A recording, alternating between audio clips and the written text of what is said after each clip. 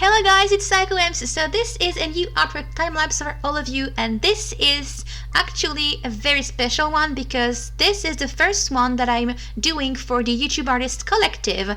So if you don't know what is the YouTube Artist Collective, I will link in the video description the video I did to explain everything. But basically, this past month and a half, 4 artists on YouTube were working into his giant collab kind of thing. And what happened is that we asked you to vote for a theme for the collective first auction. And so the theme that was most voted was Draw a Song. And so as you can tell by the title of the video, the song I picked for this new original was Shatter Me by Lindsay Sterling featuring Itzy Hale. And if you don't know who's Lindsay Sterling, I think you really need to look her up because she's a famous YouTuber too, and I thought that was really nice. I picked this song for a couple of reasons, but I actually really love what she's doing, and I also really like the fact that she's a YouTuber and this is meant to be for YouTube Artist Collective, so I guess it just makes sense, right?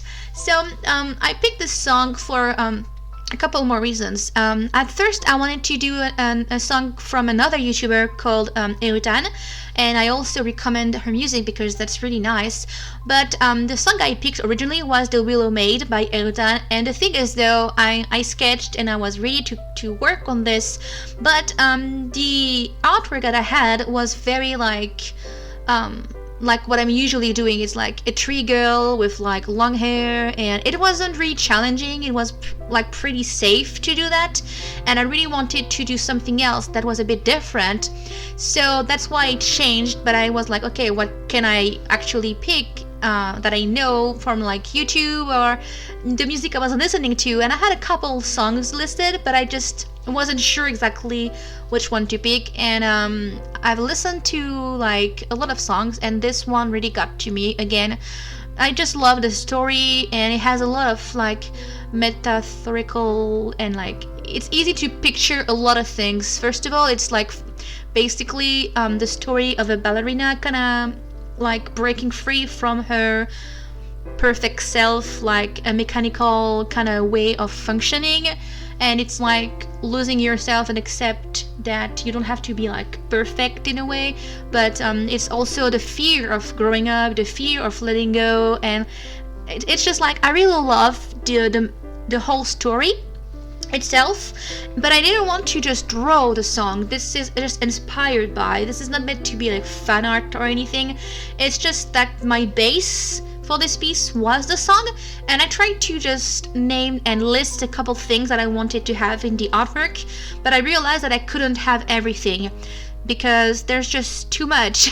So because it's a story basically, so I couldn't really just draw everything without like losing the I guess the style approach that I have, because I wanted to have a very ethereal, like, because it's like a dancer, it's a ballerina, so I wanted this piece to be very artistic in a way that you as like an icon kind of thing. And I was inspired a lot by the Art Nouveau style, and I mixed a lot of things. I mixed like my own style, like steampunk. I mixed like space art and like Art Nouveau and everything together. But I wanted her to pose and the artwork to be very like not like a tattoo. What can I really name that? Like, it's not like a scene. It's not like something real. It's like a collage kind of thing with like little things assembled together to illustrate what like a part of the song. And I made a list about a couple of things that I wanted to include, and such as like stars and silhouette in the dark, a mirror, the fact that it's shattered, but I didn't want her to be shattered because I just thought it was too obvious, I suppose. So that's why it's the broken mirror behind. And there's like a lot of the song turns is a lot about like mechanical kind of like gear and clockwork little like movements, and like the movement is very important. So that's why I decided to work with like all the gears and like the clockwork little design all around it, which reminds me of course of the steampunk, and I actually use a lot of steampunk inspiration for that. And I will list the reference that I've used in the description below. Yeah, so I basically build up my piece around a little like 2 or 3 things that I wanted to have. A dancer, but a portrait cut, so she had to be like posing in a way so you can tell she's dancing. And then I wanted a mirror, I wanted to have the stars, and also the like mechanical part.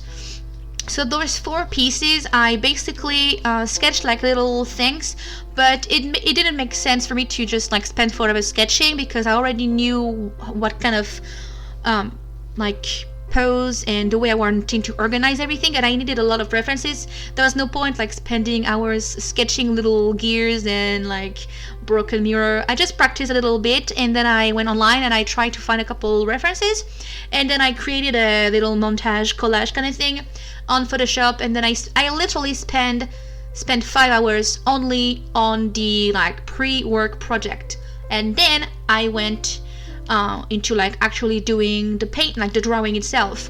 So you saw me working with a lot of markers. I spent more time preparing the work and tracing and everything, tracing my like transferring the work on my paper basically, and I spent more time with doing that than coloring itself. The coloring part took me about 4 hours and a half or something. And if you're wondering what colors I've used, well, I will include a snapshot of some sort, because I've used so many. I have at least half my marker laying down on my desk right now. I've used tons of blues and blue grays and purples. I wanted like a little bit of a muted colors, but also had a pop of color after. And so just so I can have like 2 light source.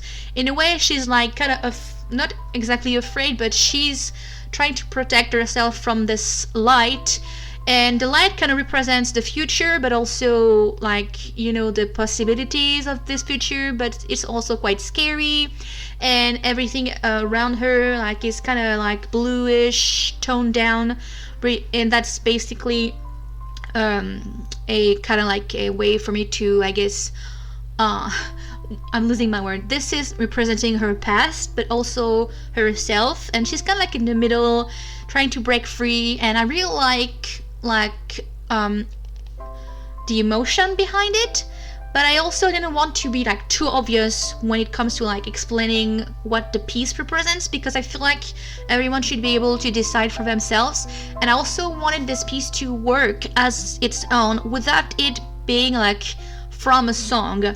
And so that's why I decided to I took some liberties with like how I was portraying that girl, and I didn't want to also like include any like direct reference to Lindsay, because this is not a fan art. This is not her. This is just like one dancer, one ballerina, and that's basically what I had in mind. So a little bit more about the actual coloring. You already know my process. But basically it's all about layering over and over again. I have no idea how many layers. In some parts of this piece there's like 10 coats of markers, different colors, and I gradually like added more like shadows, and I really wanted to have a no outline kind of piece, but it didn't work out because my paper kind of bleeds. It's like Bristol board, so I still ended up like using my liners, but I didn't use any black.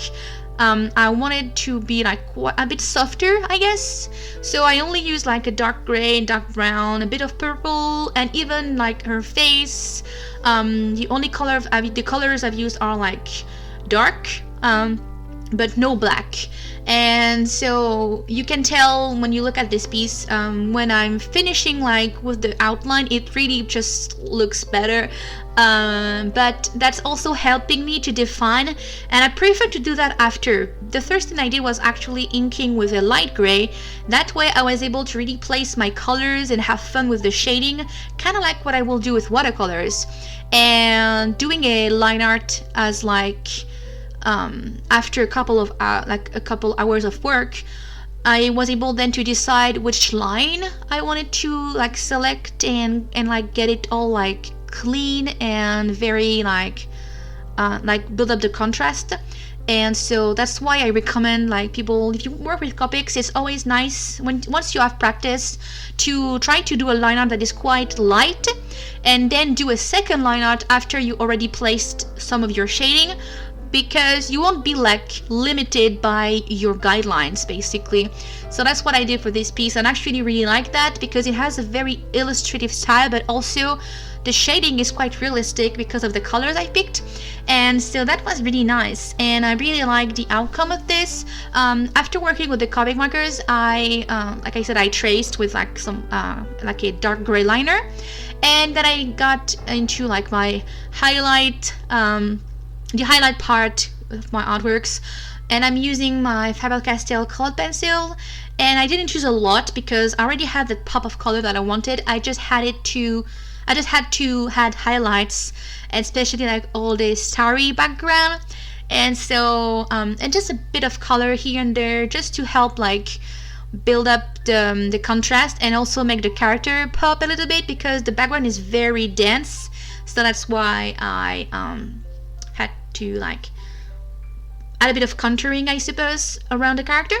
And yeah, and had just a tiny bit, like really the colored pencil part took me about 30-40 minutes, maybe not even that, maybe 30, I think, something like that. But yeah, I just had it like a bit of, I guess, aura to it, like around the mirror, around like a couple of things. And the background wasn't meant to be like actual space art. It's more like the essence of, I like that network part, that I like all the lines connecting, because to me it's kind of like also the thread that holds you to like your old self, and you kind of want to like cut the threads to really break free. So it's all about like I guess it's all about that basically. And so I tried my best to create like that like the contrast I wanted in the end. I didn't want to have too much, but I still wanted this to be like almost sparkly also. So that's why I used my like a white pen, like a gel pen, and also I did use like a Stardust jelly roll. It's like one that has clear glitters. And so yeah, because I wanted everything to really be like, I guess not shiny, but it's a way for me to create this 3D look that I really like, and it helps bringing more contrast to the piece. So that's what I did. And so yeah, that is basically it. This is the finished piece. I hope you like the artwork, and yeah, I think that will be it. So thank you so much for watching, guys, and I'll see you in my next video. Bye bye.